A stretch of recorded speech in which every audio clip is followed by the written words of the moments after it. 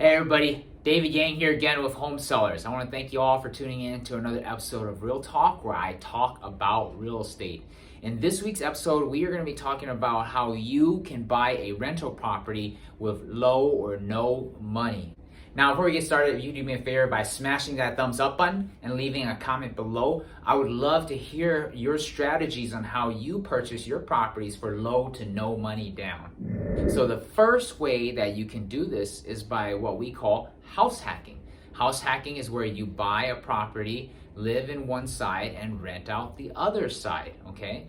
By using the house hacking method, you can use traditional financing such as conventional FHA or VA, which usually has a low down payment option.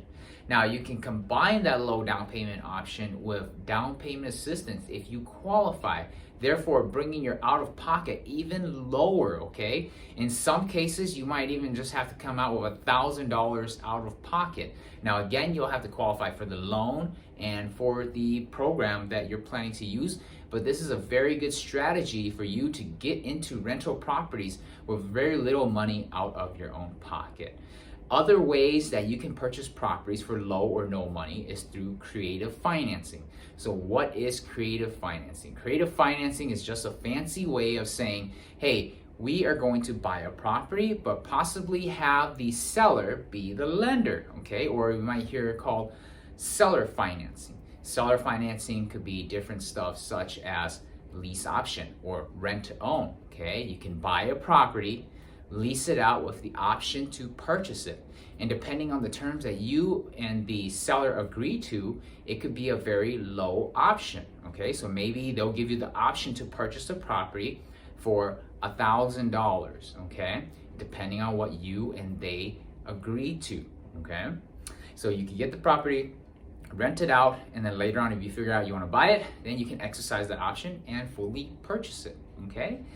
Other options are contract for deed, okay? So you can buy the property, contract for deed, meaning that when you pay it off, then you will get the deed. And again, there is fees that are involved with that, but it's totally negotiable between you and the seller. The best thing is you don't have to go to the bank to get the money, okay? You just deal directly with the seller and you guys come up with the contract.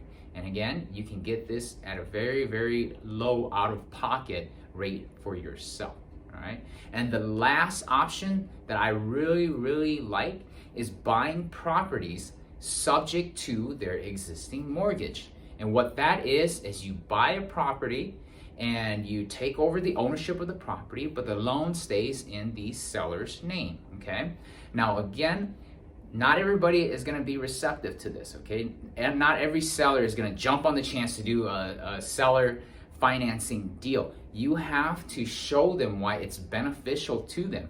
And by doing that, you can negotiate yourself into a deal where it's low to no money out of pocket for you, okay? So if it's beneficial for them, you can get properties for no money out of pocket using these different strategies that I've talked about. Now, if you have any questions about how to buy properties for low to no money out of pocket, you can either message me directly, leave a comment below. If not, I will see you guys next week on the next episode of Real Talk.